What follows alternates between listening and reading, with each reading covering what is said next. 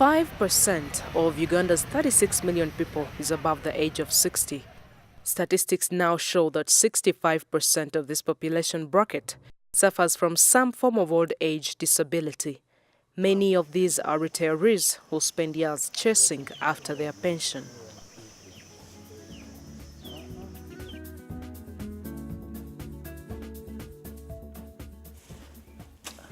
"70-years-old Margaret Nsubuga was forced into retirement from teaching in 1982 after doctors diagnosed her with an eye defect. She steadily received her benefits until suddenly in 1993 her file disappeared.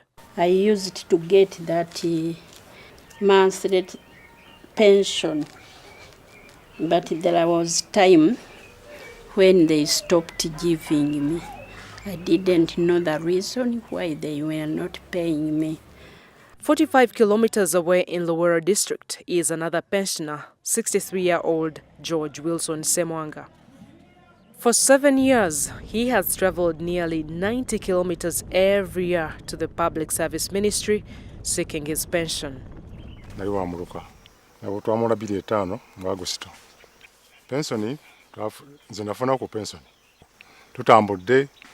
Public service tujuza form biki sente ziganya kulabikako paka wakati naye kati embeera mbi nga mutulaba bannafu abasinga bafudde sente bazifunyeeko naye kizibu kitulina sente zebatuwa tetwazimatira Uganda batujja form abemulugunya ku mbalira eyo form tezafiibwako paka kati netuba n'aliyazi kutubanja emyezi 44.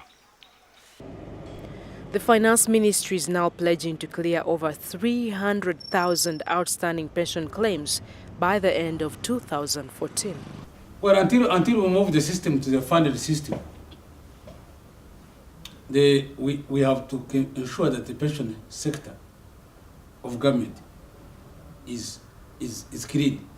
We are now moving from the manual system to the IPPS system. And when we are shifting, I provided them 11 auditors to audit every file that will be moved. Pensioners Nsubuga and Semwanga are, however, skeptical. I will call it a miracle. If there is something, they could write to us and explain why our salary is not there. But no writing, if you write a letter, no reply. Twagenda tubanjako toga nti batekamu abempewo bavaawo nti abempewo nti kati mulindeeko omwaka ogujja budget bwenegwako eno. At the Public Service Ministry in Kampala, where it all plays out, their hands seem to be tied. We depend on the Consolidated Fund, and as you know, the Consolidated Fund has a lot of competing priorities, and pensions and gratuity is one of them.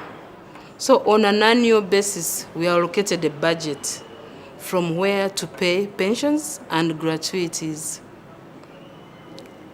And in most cases, what is allocated is less than what we need. So we carry on with arrears every financial year. The private pension scheme has also been hit by numerous shortfalls, key of which has been management of contributors' savings. Alex Atwaire has been contributing to NSSF for over 12 years. I would prefer actually to get my money when I'm mid-career and invest it maybe in real estate or in the securities exchange, in markets that can give me a higher return on investment than current NSSF is able to give. I am very supportive of the current attempt to liberalize the pension sector. Uganda is already taking steps to build an effective pension sector. A series of reforms are underway, starting with the Uganda Retirement Benefits Regulatory Authority, UBRA. This organization, which was set up by an Act of Parliament in 2011, and which started being operational in December 2012, is aimed at regulating and providing oversight to the retirement benefit sector. We are beginning with setting up the licensing framework because so many schemes are being licensed. We need to improve the governance structure. We need to reform the governance structure of the entire sector. The Public Service Ministry is also conducting reforms. We have also computerized the records, management processes, and also the calculation of the terminal benefits.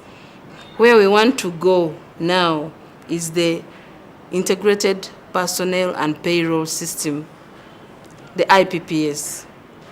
The IPPS is an automated human resource information management system which has all the data of an employee right from when they start. The private pension system will be opened up for competition. The main operator there, the National Social Security Fund, NSSF, insists, despite the challenges, they are more than ready for any competition. The challenges are really around bureaucracies.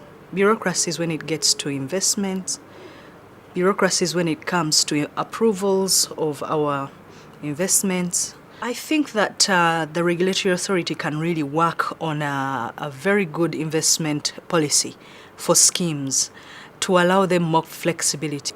So for me, that is very important. Uganda's Gender Ministry is responsible for overall social protection of Ugandan citizens, one key element of which involves streamlining Uganda's pension sector.